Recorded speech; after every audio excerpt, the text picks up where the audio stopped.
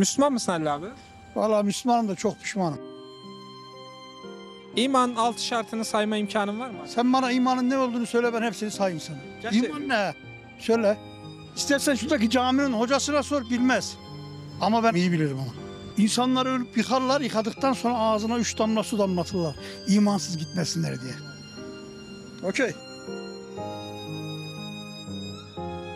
İmanın 6 şartını sayabilir misin Kani abi? Ya şartını ya, milleti dolandırıyor. Allah, Muhammed Ali, Hünkar Hacı Bektaş Veli. Bunu bilmeyen kafir, deli. Öyle varla yoğla, yalanla dolanan sahtekarlığıyla işim yok. Şimdi ben çocukluğumda Kur'an kursuna falan gittik. Şimdi Cuma'ya bile gitmiyorum. Benim sülalem hacı. Ben hariç. Evet. Bak geçen bir olay oldu. Benim eski bir eleman çok çalıştı bende. Bunun oğlu işte bilmem nereyi bitirmiş. Rizeli bir kızla evlenecek. Kızın ailesi de çok dindar. Hepsi kapalı. Ha, şimdi kız modern.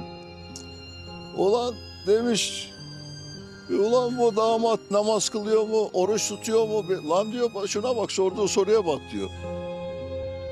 Namaz kılıyor mu, kılmıyor mu? Şöyle garip garip işler memleket. Ah, çok dertli ya. Bir dönem Müslümandım. Bir dönem ateistim ama şu an deistim. Yani ya bence hani herkesin coğrafyası, yaşamış olduğu coğrafyadan zaten kendi dinini, kendi ahlak ve adabını yaratıyor. Zaten bence dinler de hani o ahlak kurallarının coğrafyaya göre şekillenmesi bence. Şu an bir yaratıcının varlığına kesinlikle inanıyorum. Bir yaratıcı var. Ama yani bu yaratıcı biz insanlara çok müdahale etmiyor bence.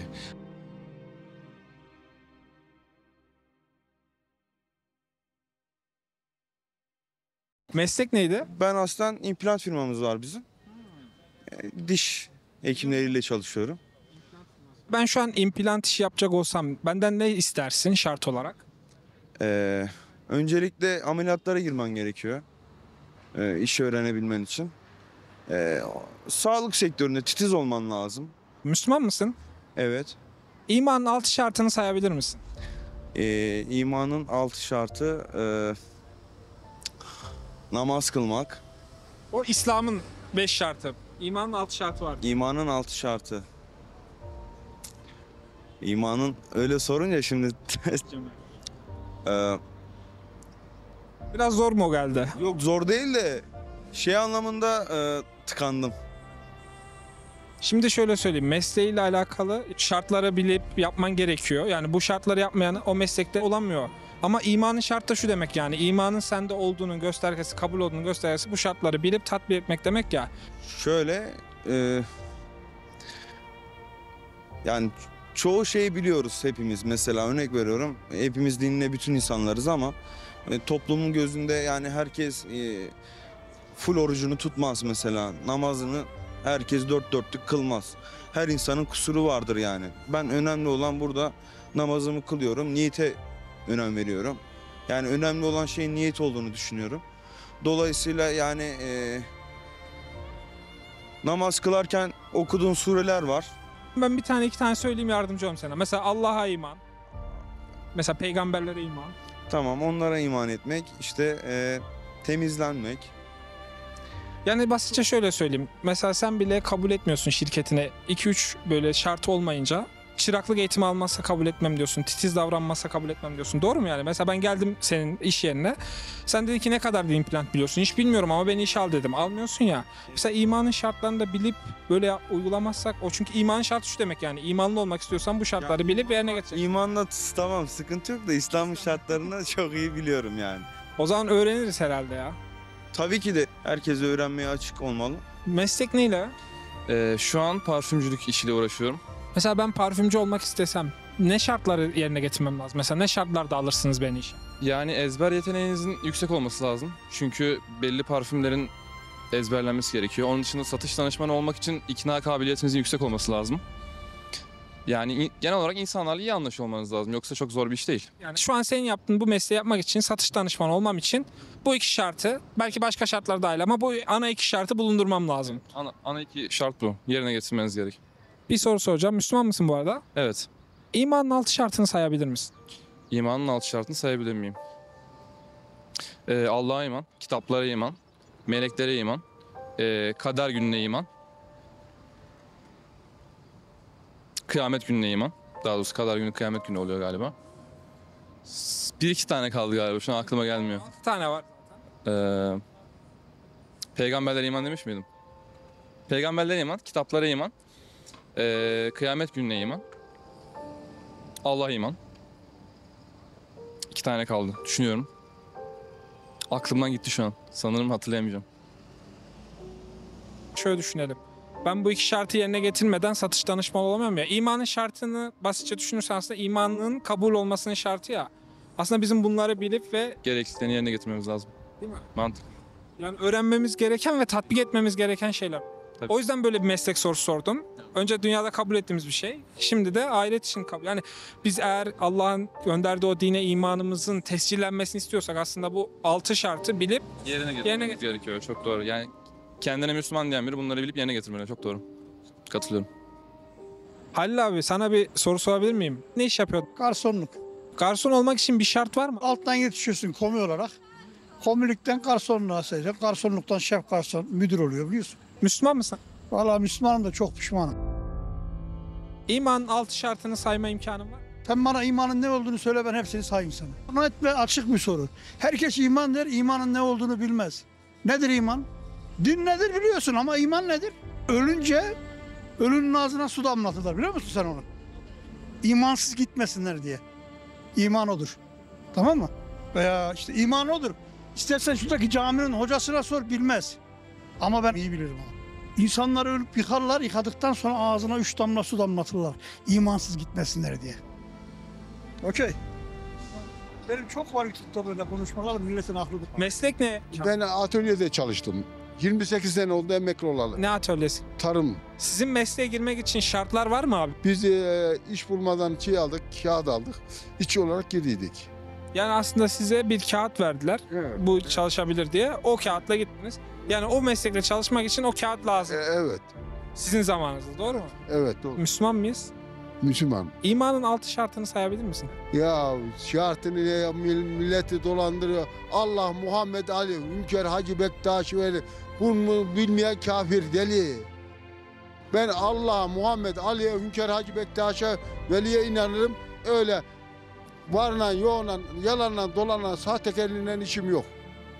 Tamam mı? Neysem o. Meslek ne normal? Harita mühendisiyim ben.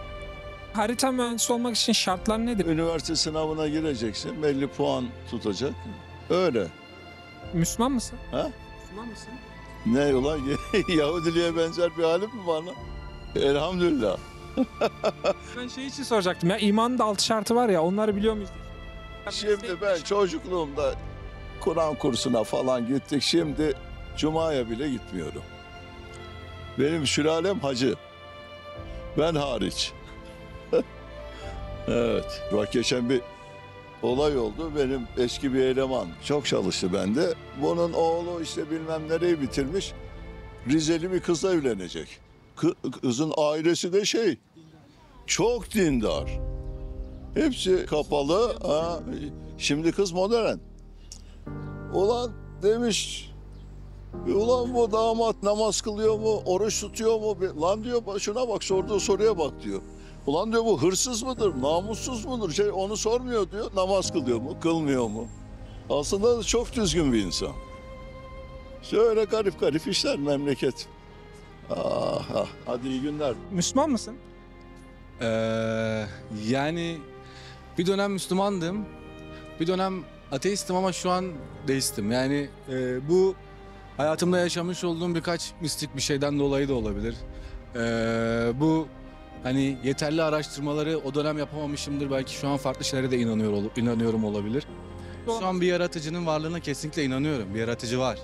Ama yani bu yaratıcı biz insanlara çok müdahale etmiyor bence. Herkesin yapmış olduğu eylemlerin karşılığını bence cennet cehennem olarak göreceğiz. Ama bence dinlere inanmıyorum işte. Yani deistizm zaten buradan geliyor. Bir yaratıcının varlığına inanıyorum ama dinlere inanmıyorum. Sen cennet cehenneme de inanıyorsun. Cehenneme de inanıyorum, evet. Anladım. Yani yaptıklarımızın mutlaka bir karşılığı olacak. Ya mükafatı ya da sana yaşatacağı herhangi bir acı veya eylem olabilir. Ya bence hani herkesin coğrafyası, yaşamış olduğu coğrafyadan zaten kendi dinini, kendi ahlak ve adabını yaratıyor. Zaten bence dinler de hani o ahlak kurallarının coğrafyaya göre şekillenmesi bence. Bence önemli olan onurlu ve iyi insan olabilmek. Yani şimdi zekat zaten din emretmese bile sen bunu yapmak zorundasın. Din emretmese bile sen onu yapabiliyorsan bence gerçekten iyi bir insansındır. Bir şeyi mükafat için değil, cennet için değil, iyi insan olduğun için yapman gerekiyor. Mesleğin neydi? Meslek ticaretle uğraştım. Tüccardın yani. Meslek yaparken yanına gelsen beni ne şartlarda kabul ederdin meslek? Tabii ki kalifiyeli eleman yani. Kalifiyesiz eleman bizde zaten zor olur. Ancak çıraklıktan yetiştirirsen o şekilde olur ama tabii tecrübe olur. Bizdeki tecrübe daha iyi olur yani. Bu şartı sağlayan çıraklıktan yetişmiş kalifiye eleman olursa artık Bizim sektörde o daha şart yani. şart tabii yani. Müslüman mısın bu arada? Önce insanım. Önce insan, ondan sonra Müslümanım. Önce insan olmak lazım. İnsan olmadan hiçbir şey olmaz. Vicdan. Yani merhamet olmayan imanı olmaz. İman olmayan da hiçbir şeysi olmaz. Önce insan, vicdan, merhamet, adalet, onlar olmadan Müslüman olmuşsun hiçbir işe yaramaz yani. İmanın 6 şartını bilebiliyor muyuz? 6 şartını biliyorum tabii. Ama ben teşekkür ederim. Size başarılar diliyorum. Mesleğin ne? Öğrenciyim. Lise öğrencisi. Aynen. Şu an öğrenciliğe devam etmen için gereken şartlar neler? Not. Sınıfı geçmen gerekiyor. Müslüman mısın? Elhamdülillah Müslüman. İmanın 6 şartını sayabilir misin? İmanın altı şartını sayayım. Yok, namaz kılmak onlar mıydı yoksa öbürü mü? Ha, öbürü hangisi? Kelime-i şehadet getirmek. O da İslam şartı. Bir tanesini söyle, ben devam et. Allah'a iman. Allah'a iman, meleklere iman, kitaplara iman, peygamberlere iman. Kitaplara dedim, meleklere dedim, Allah'a dedim, peygamberlere dedim. Kadere ve şeye iman. Kadere ve kazaya iman. Bir tane daha var. Cennet cehennem. Ahirete iman. Babam benim dindar da ben dinle alakam çok iyi. Sınıfı geçmek için, öğrencilik için şartlar var sınıfı geçmek için. Cennet kazanmak için de yapmamız gerekenler var. Allah da o yüzden bize bu görevleri göndermiş. Yani bunları iman edersek inşallah yerine getirirsek cennet var. Evet, cennet kazanmak için yapıyoruz. Yapmak istediğin meslek için şartlar var mı? Bölümün mesleği olarak avukatlık oluyor. Ya okuduğum kadarıyla işte ilk önce bir diplomanı istiyorlar zaten. Bir de üzerine yüksek lisans ama hangi şeyine, hani hangi dal olarak, ona göre değişiyor. Yani diplomasız avukat olması mümkün değil mi? Ya bildiğim kadarıyla imkansız. Bu arada Müslüman mısın? Değilim. Neysin? Deist. Deist misin? Ya ben bayağı üzerine okumuştum bunun. Yani her din direkt, Müslümanlıkla alakası yok, Hristiyanlık falan hepsini okudum. Yani mantıklı gelmiyor bana. Hangisi mantıklı gelmiyor? Hepsi. Ay, dinler mantıklı gelmiyor. Alakası yok. Deistliğin neyi mantıklı gelmez? Ya hani bu tüm dünya, evren hani Tanrı olmadan olmaz diye düşünüyorum. Çünkü bazı bilimsel şeyler falan hani açıklaması olmayan bazı şeyler buldum açıkçası. Onları ben Tanrı olmadan olmayacağını... Yani şöyle diyorsun, muhakkak bir yaratıcı var yani bunlar olması için. Evet. Bir şey soracağım peki, bu kadar şeyi yaratıp böyle sonra çekip gitmesi mantıklı mı sence? O kadarını işte ben de sorguluyorum. Yani aslında basitçe şöyle düşünsek biraz bir şey elde ederiz değil mi? Mesela şöyle düşün, sen üniversiteye gittin, üniversiteyi kesin yaptıran biri var mıdır? Yani üniversitenin oluşması için yapan biri var mı? Vardır. Vardır değil mi? Gittin baktın bir üniversite var. Hiç aklına gelir mi bu üniversiteyi yapmış ve gitmiş diye, yoksa bir amacı da var öyle mi yapmışlar? Yani amaç vardır. Basitçe düşün. Mesela sen bir binaya girsen, ben de o binayı yapıyorum. Son bir tane çivi kaldı, çakacağım. O çiviyi çakınca da bina tamam olacak. Sen de geldin, dedin ki burayı ne için yaptınız dedim. Ben dedim ki şu son çiviyi de çakayım, ondan sonra binayı yıkacağım dedim. İnanır mısın? Yok. Dünyada şu ana kadar yapılmış hiçbir bina boşuna yapılmış olabilir mi? Yıkılmak için yapılmış olabilir mi? Yok tabii. Şimdi o zaman kocaman kainat, yani dünya yaratılıyor ama sonra yaratıcı çekip gidiyor. Mantıklı mı? Ya, Öyle düşünce. Ya muhakkak bir beklentisi ya da bir şey istemek zorunda değil mi? Bu zorunda demek onu zorlayan bir şey yok ama öyle olmak zorunda. Ya nasıl, bence nereden baktığına göre değişiyor ya. Ama mesela böyle söyleyince tabii. Ama bunun zıttında nasıl düşünebilirim ki? Ya düşünsene, yaratıcı yaptı ve gitti. Niye gitsin ki yani? Yaptı ve bir şey istemesin. Çünkü yaratıcıyı şöyle kabul ediyoruz biz. Çok üstün bir akıl, doğru mu? Çok üstün bir kuvvet, doğru mu? Çok üstün bir ilim, doğru mu? Şimdi bunlar olacak, çok cömert, her şeyi yaratmış bizim için. Bunlar olacak ve gidecek. Yani bu kadar üstün akıl, bunlar yaptıktan sonra gider mi? Ben bilmiyorum yani açıkçası. Hani yani sadece benim fikrim yani. Aynen, fikir alışverişinde bulunuyoruz. Ben bilmiyorum. Hani benim göre belki sadece bir şey kanıtlamak için de olabilir yani. Hani Anlayalım diye soruyorum. Mesela hiçbir anne baba çocuğunu öldürmek için doğurur mu? yok. O zaman biz ölmek için yaratmış olabilir mi Allah? Nasıl düşün yani? Ya bir amaç olmak zorunda değil mi yani? Olabilir. Ya bilmiyorum, ben açıkçası bilmiyorum, bayağı şey yaptım, ondan çok konuşmak istemem de. Yayınlamamıza sorun yok değil mi? Ne sorunu ya? Memnun olurum. Yayınlayabilir miyiz kardeşim? Yayınla abi. Yayınlamamızda bir problem var mı? Yayınla. Yayınlayabilir miyiz? Yayınlar. Yayınlamamızda bir problem var mı? Hiçbir problem yok. Yayınlamamızda bir sorun yok değil mi? Yayınlamanda bir problem yok. Tamam. Yayınlamamızda bir problem var mı? Sıkıntı yok. Yayınlamamızda bir problem var mı? Yok, hiçbir sıkıntı yok. Yayınlamamızda problem var mı? Nasıl isterseniz. Yayınlamamızda bir problem var mı? Sıkıntı yok.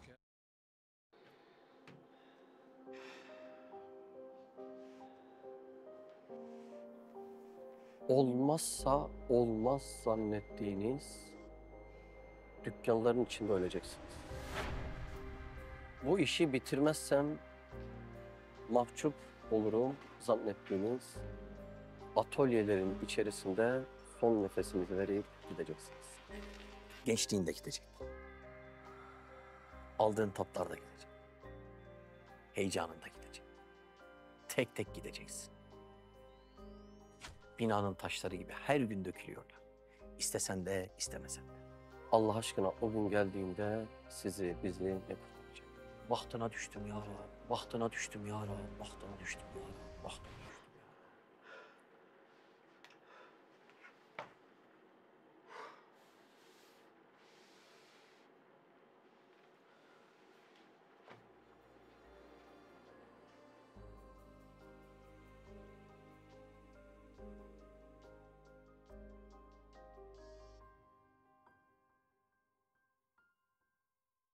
Siz de Hayalhanem'in yurt içi ve yurt dışı projelerine destek olmak için buradaki linke tıklayarak online bağışta bulunabilir veya aşağıdaki iletişim numaralarından bizlere ulaşabilirsiniz.